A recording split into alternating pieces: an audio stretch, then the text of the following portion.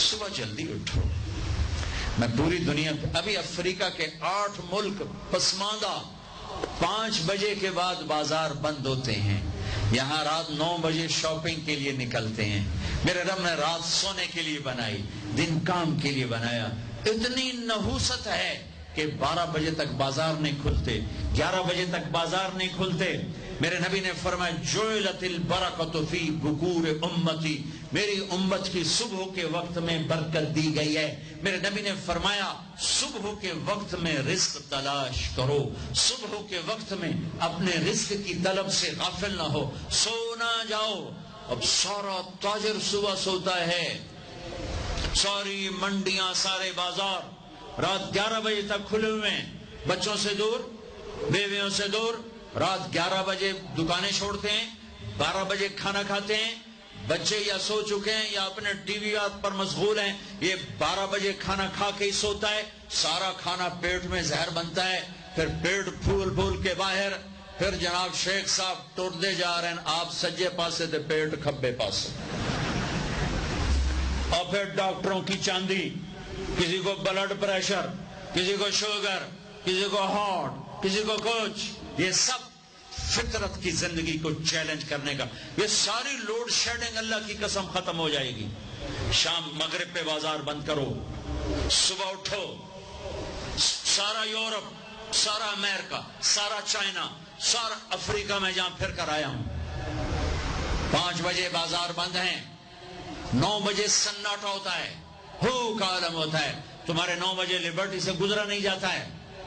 کیا ظلم و ستم ہے. نہ دین جانتے ہو, نہ دنیا جانتے ہو. نہ تم دین کے واقف ہو, نہ دنیا کے واقف ہو. دنیا سے بھی جاہل ہو, دین سے بھی جاہل ہو.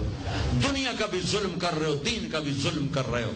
لا ثمرۃ بعد العشاء, میرے نبی نے فرمایا عشاء کے بعد کوئی مجلس نہیں ہے, سو جاؤ. تہجد میں اٹھو. 12 بجے کے بعد جو آدمی سوتے ہیں ان کے جسم کی ریپیئر ہوتی نہیں ہے.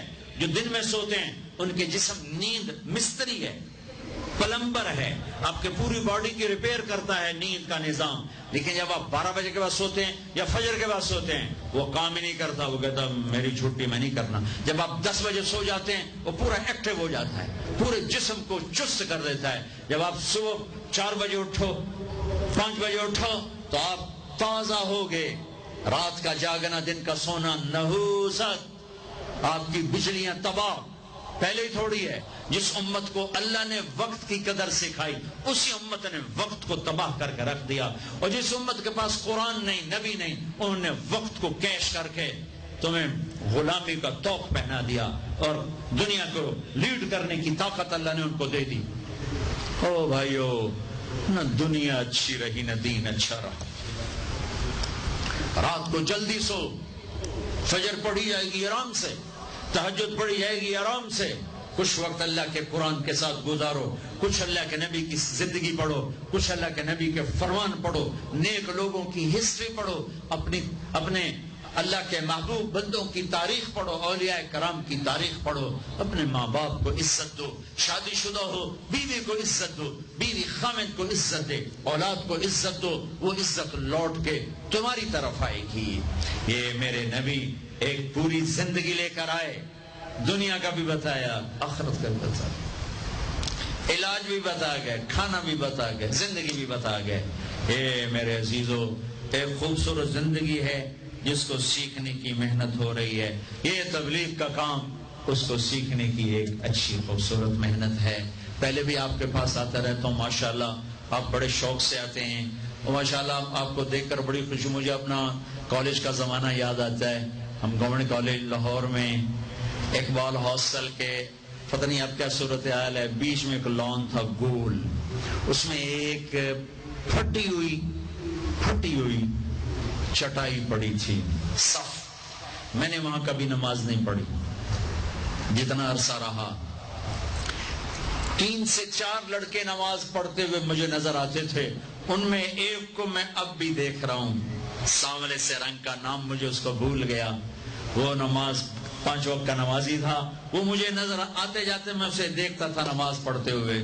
اور ہماری مسجد جو ادھر کچہری گیٹ کی طرف تھی, ویرون کوئی لڑکا نماز پڑھنے نہیں آتا تھا، کوئی اکا دکا. ایک لڑکی پردے میں نہیں تھی، حجاب میں نہیں تھی، ایک لڑکی. اور اب میں لمز میں گیا تو وہاں پورے برقعے میں میں نے بچیوں کو دیکھا، لمز میں، فاسٹ میں دیکھا، پورے برقعے میں میں نے لڑکیوں کو دیکھا، داڑیاں دیکھی. یہ سارے بچے یہیں کے پڑے ہوئے.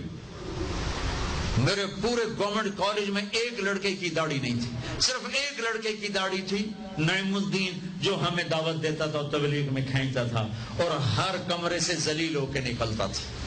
میں نے خود اسے کئی دفعہ دھکے دے کے کمرے سے ذلیل کر کے میں نے کیا، اور دھکے دے کر میں نے ایک دفعہ اسے کمرے سے نکالا. ایک لڑکا داڑھی والا تھا. لیکن آج فصل بہار ہے، اتنے ہزاروں بچے بچیاں اللہ کی بات سننے کے لیے ہیں. اللہ کے فضل سے اگر برائی کا گراف اپ ہے تو نیکی کا بھی اپ جا رہا ہے، نیکی کا بھی اپ جا رہا ہے. اپنے نبی کی زندگی پڑھو، اس کی سیرت کو سامنے رکھو، اور جو پیچھے گزر جائے گا اس پہ توبہ کر لو. آپ توبہ کرو گے، اللہ آپ کے پچھلے سارے معاف کر دے گا. اور جب اللہ آپ کو چھٹیاں دیں تو تبلیغ میں وقت لگاؤ. آپس میں لڑے ہوئے ہو، صلح کر لو. یہ میں ہر جگہ کہتا ہوں، آپس کی لڑائیاں تباہ کر دیتی، آپس کی نفرتیں تباہ کر دیتی، آپس کے اختلاف ہلاک کر دیتے ہیں. میں تم سب بچوں کے سامنے ہاتھ جوڑتا ہوں، نوجوانوں، کسی سے تم لڑے ہوئے ہوگے، کسی سے تمہارا بول چال بند ہوگا، کوئی بیوی سے نہیں بولتا ہوگا، کوئی بیوی خامد سے نہیں بولتی ہوگی، کوئی ماں باپ اولاد سے نہیں بولتے ہوں گے، کوئی اولاد ماں باپ سے نہیں بولتے ہوں گے، کوئی بھائی بھائی نہیں بولتے ہوں گے، یہاں سے اٹھتے ہی صلح کر لو، صلح کر لو، صلح کر لو. محبت سے رہو، اختلاف کرو، محبت سے رہو. مذہبی اختلاف کرو، سیاسی اختلاف کرو، محبت سے رہو. سیاسی اختلاف یہاں تک نہ جائے کہ ایک دوسرے کو چور ڈاکو کہنا شروع کر دو، اور مذہبی اختلاف یہاں تک نہ جائے کہ ایک دوسرے کو کافر کہنا شروع کر دو. یہ بڑا ظلم و ستم ہے، بڑا ظلم و ستم ہے.